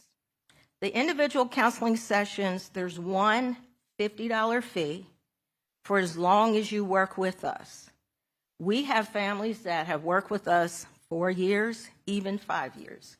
So if you stick with us, we're going to stick with you, okay? And you're going to pay just that one-time fee. And what I want to mention here, the individual counseling sessions, all right? We're going to give you guidance on improving your credit. We are definitely going to work with you on a budget because that is so critical. We're going to make you aware of down payment assistance options, and we're going to walk you through the pre-qualification process. So from beginning to end, we're going to be there cheering you on. But let me just add one more thing about the individual counseling sessions. I understand if you're in this room, you want to be a homeowner. But everybody may not want to be a homeowner, but maybe they just want help with their budget. Or maybe they just want help with their credit. We can still do that. We can still provide that service for you, or if you know someone in that situation. So I just wanted to clarify that we are not just doing home buyer counseling, but we're also doing what we call the financial literacy piece as well. Okay? Post-purchase counseling, we have families that have gone through the program, they purchase, and maybe they need to circle back. Maybe they have questions about, hey, I want to refinance. Can you give me some guidance? So those families can come back for free, or if you are already a homeowner but didn't go through the service previously, then you would pay $50. And then the last service that we provide that hopefully none of you will need, but some things happen that are out of our control, right? We see that a lot. So that's the foreclosure prevention counseling, and we don't charge for that. Now, let's do a little comparing of renting versus buying, all right? When I'm renting, I've got flexibility, right? I can give a notice. I can move whenever I want. When I own a home, it's a little more to it, right? I can't just up and pack and go and leave my property, all right? When I'm renting, I'm not responsible for the repairs. As a homeowner, it's an asset. You're responsible for the repairs, and you've got to keep that asset up, right? You don't want it to decline or go down in value. And then, of course, when I'm renting, I don't have to do any lawn care, right? When I'm a buyer, there's a little more stability to being a homeowner, okay? There's also income tax benefits. What you're able to do as a homeowner that you cannot do as a renter, you're going to have a mortgage on your house. You're going to pay interest on that mortgage. You're going to be able to take a deduction on your tax returns for the interest that you paid for that year. You're also going to have property taxes. You're going to be able to take a deduction on your tax returns for the property tax that you pay every year. And then the biggest piece, the biggest benefit is equity or wealth creation, all right? You can generate wealth through homeownership because what happens is you buy a house down at this price, right? Over time in a normal market, the value of that house goes up, right? So now, 10 years from now, I'm ready to sell, okay? I've paid down my balance just a little bit, right? The value of my house has gone up. Now I'm ready to sell. Now I'm going to sell my house at this value up here. I'm going to pay off any loans that I have, and I get to keep the change. The change is called equity, right? When you're renting, guess what you're doing? You're strengthening someone else's wealth, right? So something to think about. Okay, so are you ready for homeownership? Are you ready for this journey? And that's what we're going to be here for. We're going to be here to help you through the journey. So you're going to start with your vision. Yep, I want to be a homeowner, okay?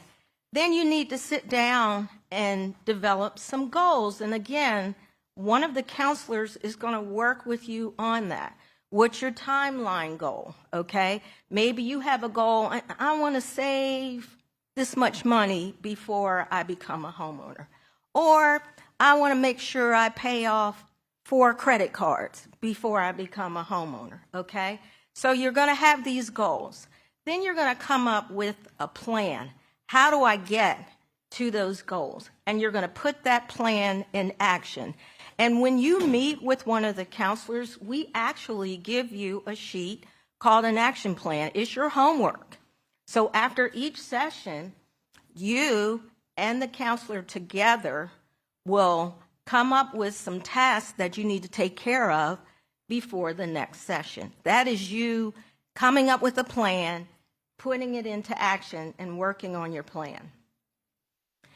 Through this process, you're going to have a team of people. You're going to have your homeownership counselor. You're going to have a real estate agent, okay? Your real estate agent is going to be the one that's going to help you find property. Your lender is going to be the one to lend you money so you can buy this property. Your closing attorney, which is typically the buyer's choice, unless you go to a community that's new construction, most times the builders will work with their approved attorney, and that's okay. But the closing attorney is going to complete all of the documents that you need to sign to transfer this property from seller to you, the buyer. Home inspector is going to be on the team. We recommend, even with new construction, get the home inspected. Some people think it's new, I don't need it. Get the home inspected, okay? So that home inspector is going to inspect that property. The appraiser is a little bit different. The home inspector tells you the condition of the property. The appraiser is going to tell you the value of the property. You will get the home inspector. The appraisal is done by the lender as part of the loan process because they want to make sure if you're asking for a certain amount of money and you're using that house as collateral, the value is truly in that house to support that loan. And you want to make sure if you're paying a certain price for this house, you want to make sure it's worth that what you're paying for, right? So that's what the appraiser is going to do. And then an insurance agent. You cannot close on your loan without getting homeowner's insurance because, again, that home is collateral for that loan. You don't want to own a home without having homeowner's insurance, okay? So you are, as you can see, you're going to have a team of people. And let me just throw this out to you. Go back to the first person on your team, your homeownership counselor, okay? It may very well be that there's some work that you have to do. You may not come to the center and be ready in 3 months. You may not be ready in 6 months. Like I said, I think in my 23 years at DHIC, I think we did have someone go 5 years, but they eventually purchased their house. So you're going to have to be ready to work with that counselor to do the legwork. So then you can move on to the other steps, okay? So on that note, after you've done the legwork, the counselor's going to know when you're at a point where you can be pre-qualified because we keep up with the guidelines of the various loans. We keep up with the guidelines of the down payment assistance programs. So we're going to kind of know, okay, they're ready for the next step. They're ready to get pre-qualified. So while we're not lenders, we know what it's going to take to get you to that point. So pre-qualification is a step where you take that step, you're going to submit income information. The lender's going to take a look at your credit. The lender's going to want to see how much money you saved up. The lender's going to want to know if you're interested in down payment assistance programs. And what they're going to do at pre-qualification, they're going to say, okay, based on what I have seen, based on what we've reviewed, this individual can purchase a house for this price using this loan structure. A pre-qualification letter is not a 100% approval. It's just enough to get you going so that you can begin your house hunting process, all right? It's a critical step to get you started. So, excuse me, after pre-qualification, you start your search for your home. Inspect the home. I'm not talking about the professional inspection here. We're talking about just looking around, walking around, driving around the neighborhood at night. Am I okay with it at night? Am I okay with it in the day? Walk the property, okay? You take a look at the home. Then you're ready to make an offer on that property, okay? Once you make an offer on the property, then you want to immediately go back to the lender of your choice, more than likely the one who pre-qualified you, because that's who you chose maybe from the beginning. You go back to the lender of your choice, you immediately apply for your mortgage. Some people think because it's new construction, I've got 6 months, I can kind of hang out till month number 5. Doesn't work like that, okay? Even if it's new construction, you want to immediately start that next step of applying for your mortgage. Then, as we mentioned, you're going to go ahead and get that professional home inspection. You're going to go through the process, and then you're going to close on the loan. So you're going to meet with that loan officer. That loan officer is going to have a loan processor. That loan processor is going to be calling you. I need one more bank statement. I need one more pay stub. Don't get frustrated. Give them what they need, because you want the house, right? So give them what they need. Give them what they ask for. They're not doing it just because. They're doing it because they know, again, what's required to be able to get an underwriter to sign off on this loan. So get them what they need.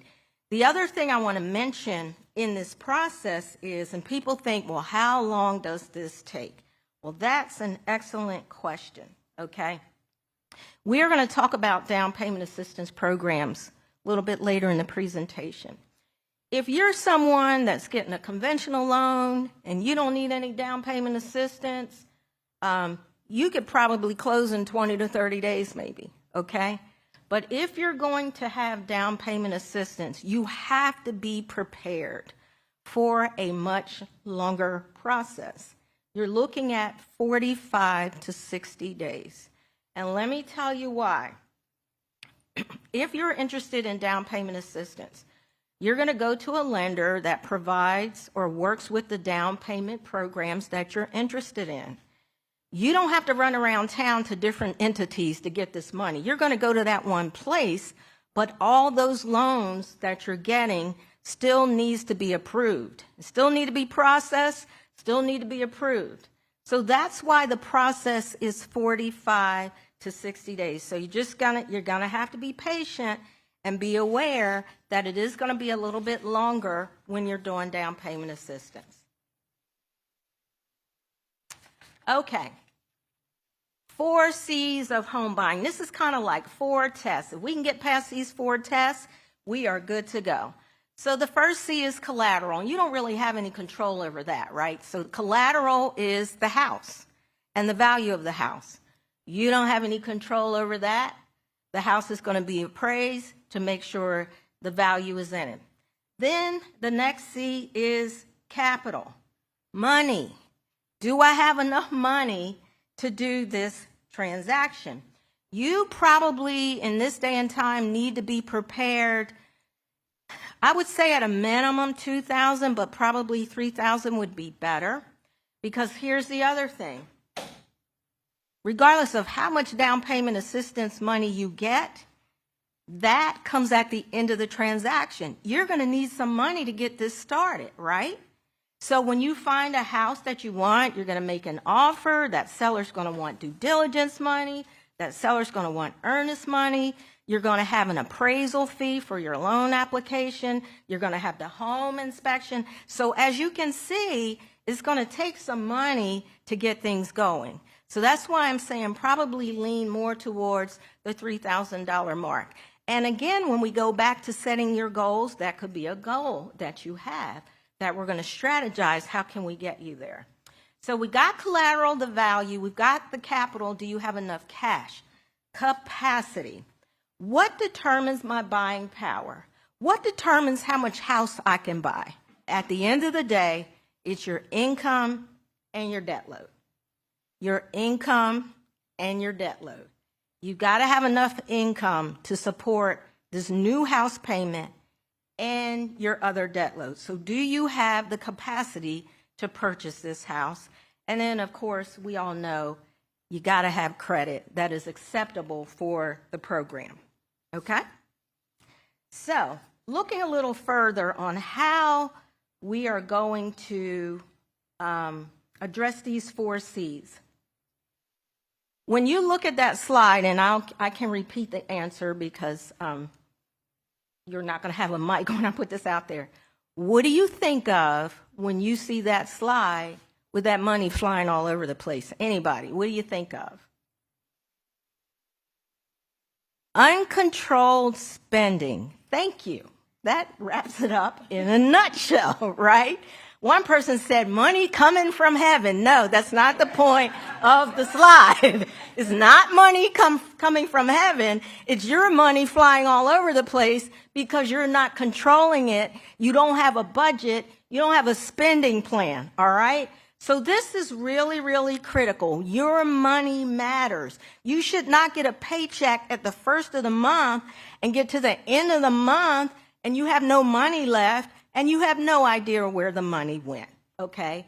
Whether you're renting or buying, you should not be living like that.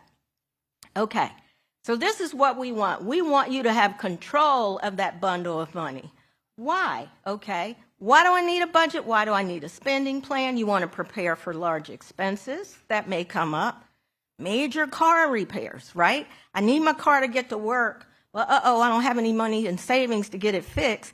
So, now I can't get to work. Do you see here? You need a budget. You need a budget, all right? Encourage the savings like we talked about. You want to become a home buyer? Maybe you want to go on a trip or anything that maybe you want to save for. You've got a teen that's going to be soon driving and they need a little car, all right?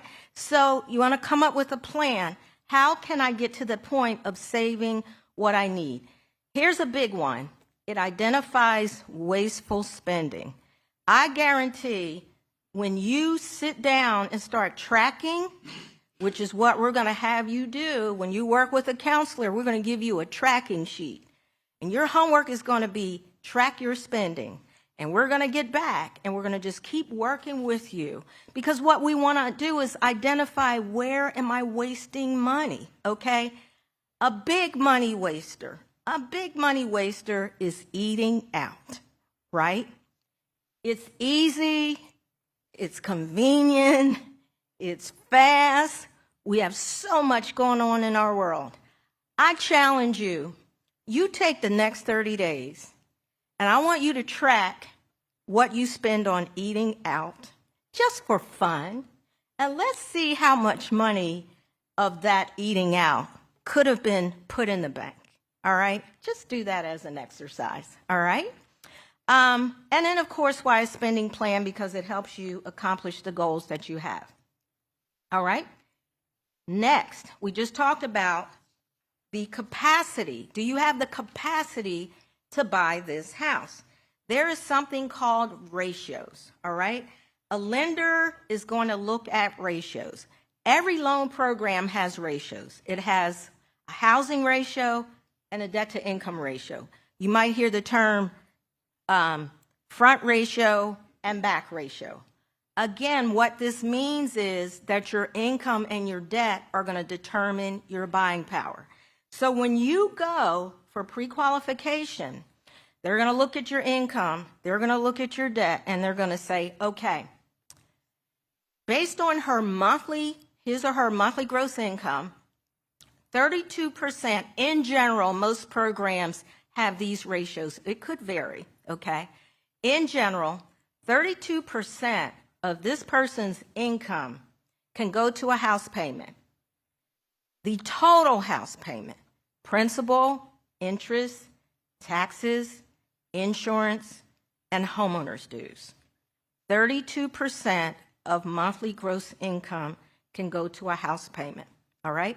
Then the lender's going to look at a second ratio, the debt to income ratio, okay? 45% of that gross income has to include the full mortgage payment and my other debt. So this is the formula that they're going to use to back into how much house you can buy, all right? Let's talk a little bit about credit. Now, as you probably already know, the credit report, there's 3 credit bureaus, and when you work with us, we are going to pull from all 3. And we do what's called a soft hit. It's not a hard hit, which means when we pull it, it's not impacting your credit score. But we're going to pull from all 3 because we want to see what all 3 agencies are reporting so we can come up with a strategy and a plan on what you need to work on, right? So you've got Equifax, Experian, and TransUnion. Take a look here at what makes up your score. These different categories here, it tells you the percentage of each category that impacts your score, all right? So, the length of credit. How long have you had credit? Okay? The longer you have had credit, and you can show a credit history, the better. The types of credit that you have. Do you have a mix? Maybe you have a car payment, 1 or 2 small credit cards. Do you have a nice mix? New credit, okay?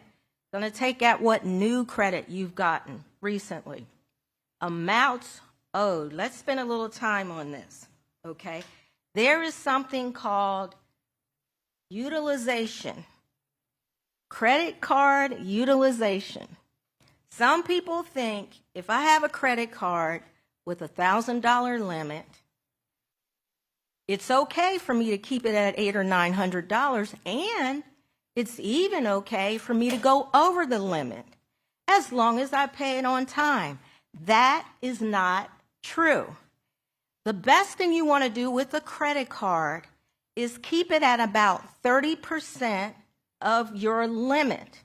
Because when you start going over that, it starts impacting your score. And definitely, I can tell you, if you go over your max, it's going to ding your score. So if you are someone with credit cards and you keep them high, you keep them maxed out, or you go over, what that kind of says to a lender is they're living off of credit cards, all right? So just be mindful of that. And again, the counselor's going to work with you. If they see that there's a high limit, a limit and the amount owed is high compared to that limit, that's probably going to be an item on your work plan, on your action plan, all right? And then, of course, a big one that impacts your score is how you make your payments. Do you pay them on time? 640. Here's the goal that we have in our shop for folks who want to purchase. And this is why we have this score as a goal. The majority of your down payment assistance programs are looking for this score. The majority of our families want down payment assistance. Now, does that mean I can't buy a house without that score? That's not what I'm saying, okay? If you're someone that doesn't need down payment and you got a 580 score and maybe you have enough money to do an FHA loan and you don't need down payment money, fine, go for it.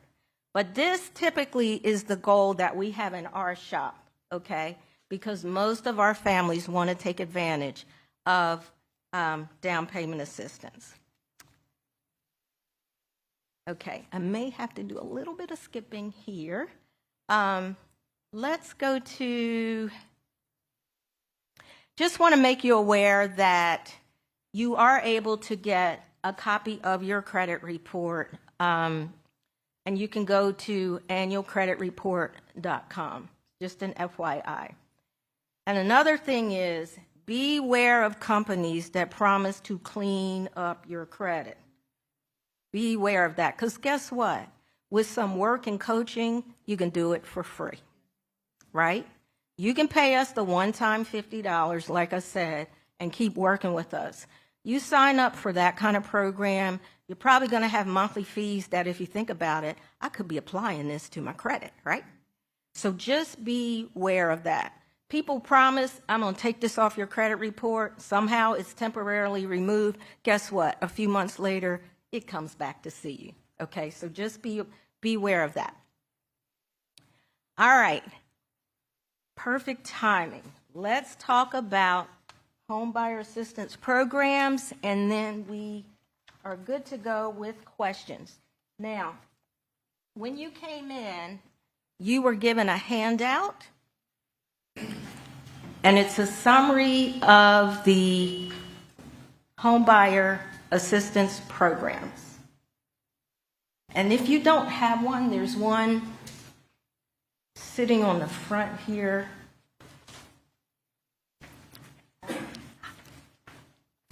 Thank you.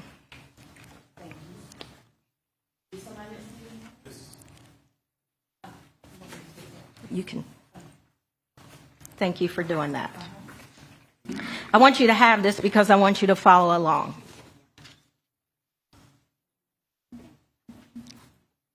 Okay.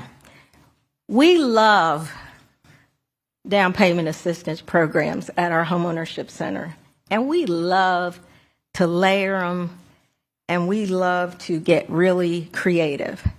And these programs are programs that are not going to hurt you. They're going to help you, okay? I want to be very honest. We're in a challenging market. You probably already know that, right? We're in a challenging market, and any type of down payment assistance program that we can use to help you purchase, we're going to work to make that happen, okay? But remember, at the end of the day, it's still the income and the debt load that's going to drive that number, okay? No matter how much money I have to layer on top of it, all right? So what I want to do here is just high level go over the down payment assistance programs that are available. I will say that every lender does not work with the program. Your first mortgage lenders have to go through a process of getting approved to work with the programs. We have a list of lenders and what services they offer. We are not steering you to any lender, but once you go through your counseling and once you go through your education, we're going to give you that list, and you're going to see what lender offers what product, and you're going to decide who you want to use, okay? And again, like I mentioned, you're just going to go to that one lender who has been approved to do the various programs, okay? So let's start with the City of Raleigh Home Buyer Assistance Programs. And another thing you see in red here on the screen, the programs are subject to available funds and to qualifying. So with these different pots of money, they have their fiscal year, they'll put money out there, the money gets used down, and then they replenish the pot the next fiscal year. Depending on the size of the pot of the money, sometimes it could go very, very fast, and sometimes it will last the entire 12 months. Most times it will last the entire 12 months. But we always want to make our clients aware that it's subject to availability. Okay, we're going to get questions at the end. All right, so City of Raleigh Home Buyer Assistance Program. The City of Raleigh has two programs. All right, on your sheet there, the first one is up to $45,000. Okay, and I'm sorry, let me back up. I failed to mention one thing. If you open up your handout, you see the page with the income limits? Typically, your home buyer assistance programs or down payment assistance programs are going to have household income limits. What does that mean? That means that everybody in the household, whether they're going to be on the loan or not, everybody in the household has to disclose their income. And then that household income cannot exceed what's listed on this sheet, depending on the county that you want to purchase in, okay? Qualifying income is something different. Qualifying income, we're just going to look at the person on the loan. But compliance income, we're looking at everybody in the house. So if I want to buy and I have an elderly parent living with me, the elderly parent's not going to go on the loan, but they're in the house. That elderly parent would have to provide income information that they receive as well as yours for compliance. We're going to look at that, going to say, or the lender's going to look at that and say, hey, they're not over income. Now let me look at qualifying income for the borrower and see if they are eligible, okay? So please be aware that there are income limits on these various programs. So now I think I'm ready, okay? City of Raleigh Home Buyer Assistance Program. The first one is up to $45,000, and there's a sales price limit of $371,000. And you can see here 0% interest. You're going to see 0% interest for all of these programs, okay? So 0% interest. The loan is forgiven 10% each year in years 20 to 30, okay? Borrower must invest $500 in the transaction, but that's minimum, but like we talked about earlier, you want to be prepared with about $3,000 for everything that you need to do in the beginning. You have to use this with a fixed rate mortgage, and you have to work with a lender who's been approved to do this type of loan, okay? The next loan program, the City of Raleigh has a second program called the Enhanced Program, and this is for properties located in a targeted area, and they have a map on their website actually that will identify where that area is. But for those properties, you can get up to $60,000 and go up to $450,000 in your sales price. Okay. Wake County, unfortunately, funds are not available at this time, but for their program, you can go up to $50,000. And I will mention, obviously, the first two are for properties inside Raleigh city limits. Wake County are for properties outside of Raleigh and Cary city limits, but has to be in Wake County. I also want to mention here, you note that it says must be first-time home buyer for the City of Raleigh, must be first-time home buyer for both of those programs, must be first-time home buyer for Wake County, okay? The Wake County program doesn't have a sales price limit, and it's also forgiven after 20 years, okay? All of these programs, also what you're going to see is that home buyer education is required, okay?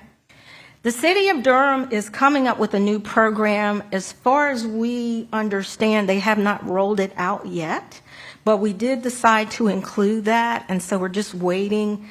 We're thinking sometime late summer that they will roll that program out.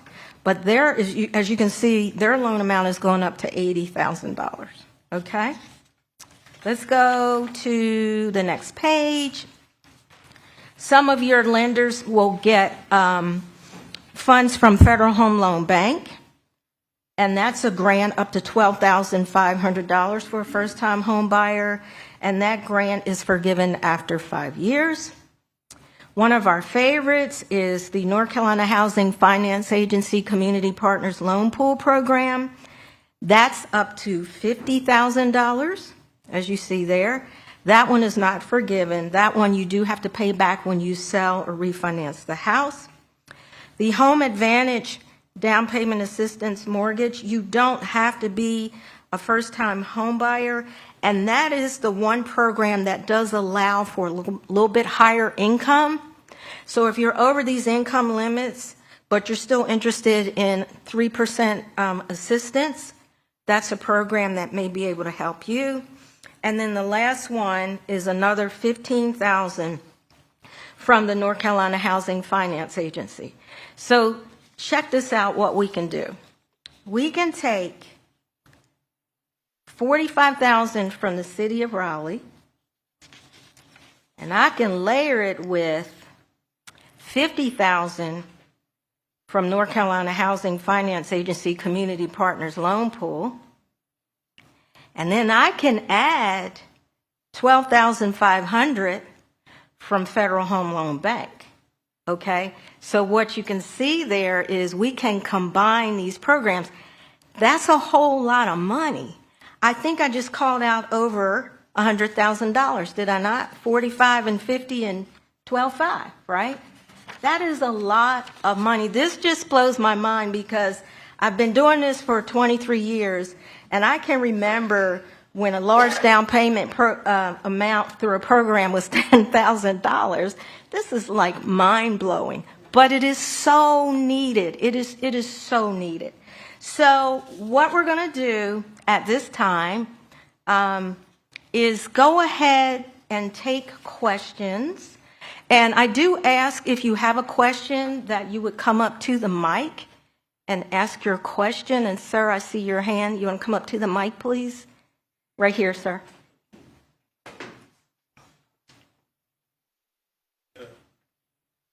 My question is that there's emphasis on first-time home buyer. Does it mean that someone who has had a home before and wants to buy another home cannot access any of this loan, or how that works? Excellent question, and I'm so glad you raised that question. For someone who has owned a home, we definitely want to walk you through the process of getting the next home if you want the counseling. As far as the funds, the one that I mentioned, the one that's 3% is the North Carolina Home Advantage mortgage. It's a smaller loan, but you don't have to be a first-time home buyer. And it does allow you to make a higher income amount, and that one program does not look at everybody in the home. It just looks at the home buyer. Okay, so that is one program geared to someone who may be buying a second home and just, you know, you probably have equity from the sale of your house, but hey, you want to take advantage of some other funds. So thank you for that question.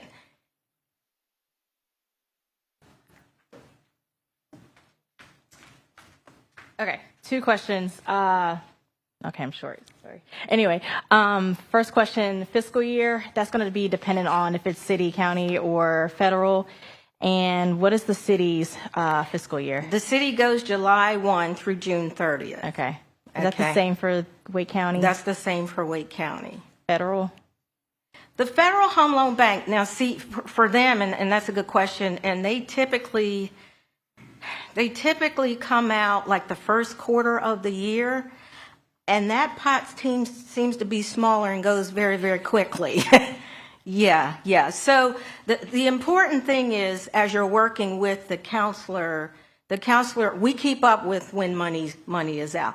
I will say the city program, as long as I've worked with the city program, I think I've only remembered them maybe, and again, I've been doing this 23 years, maybe 2 or 3 times where it didn't make it to the end of June. It was a few months short. Okay. Same with the state funds, that $50,000, which was much smaller back then. Maybe, again, 2 or 3 times where it didn't quite make it to the end of their fiscal year. So those 2 pots definitely, funds are available. I will also say that the Wake County program is a fairly new program. It was just launched in 2022. Okay, so as they're seeing the need, hopefully they're going to dump more money in the pot. Okay, Thank you. Second question, going back to the household income. So does that include income from working children under 18? No. If you've got, and even too, good question, if you've got a college student that maybe has a little job in addition to going to school, then that wouldn't count. They would have to just show a transcript. Oh, okay. Great. Thank you. Okay.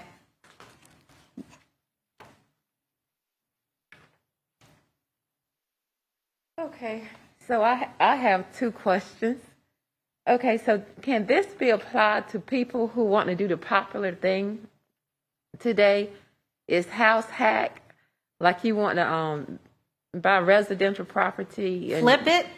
No, house hack. Okay, so buy a 4-unit building, and you live in one. Can this be used for that? No. Okay. And then the second question is, can it be used for if you find a house and it's run down and you want to renovate it to make it the way you want to make it? For something like that, FHA has a loan where they will allow you to buy the house and then get money to do repairs, but these programs can't be used for that. Okay, so all of these, what, new construction? No, it's not restricted to new construction, okay? It could be existing or new. Okay, so there is no age of the house that is a concern? Okay, so with the North Carolina Housing Finance Agency program, they do look at, and I think the city does as well, they do look at homes built before 1978, then there's the whole concern about lead paint. So there's going to be further inspections required, okay? Same thing with North Carolina Housing. I believe if it's over 10 years old, they're going to want to see your regular inspection and an additional inspection, and they will require repairs to be done. Thank you. You're asking some good questions. Anything else? Okay, so let's wrap up with next steps. I have some packets with me, okay? Your next step, and I really hope you take it, your next step is to contact Tiffany or Jackie. I have some packets that I'm going to give you. It's going to have their business cards on the packet, and what you're going to do is complete the packet. It's also going to have a checklist of documents you need to pull together. Then once you complete the packet, you're going to get it back to Tiffany or Jackie. They're going to review it, reach out to you, and then start the process. Yes, sir. I do got one question. I filled out one of those packages. I reached out to Tiffany Wilkins. Okay. Email, I believe, and she sent me the printout. I went to go print them out. However, I couldn't upload them on the computer, so I went to you guys' location. And they didn't come to the door, but she told me to put in a Dropbox. Yeah, and I haven't heard anything back from that yet. Okay, I'll talk to you after. Okay. Yeah. What he mentioned too is we do have a Dropbox out front because you can return it by email. You can fax the forms or you can put it in a Dropbox. But let's talk after, okay? All right. Is that it? All right. Thank you so much for your attention, and we look forward to serving you. Thank you.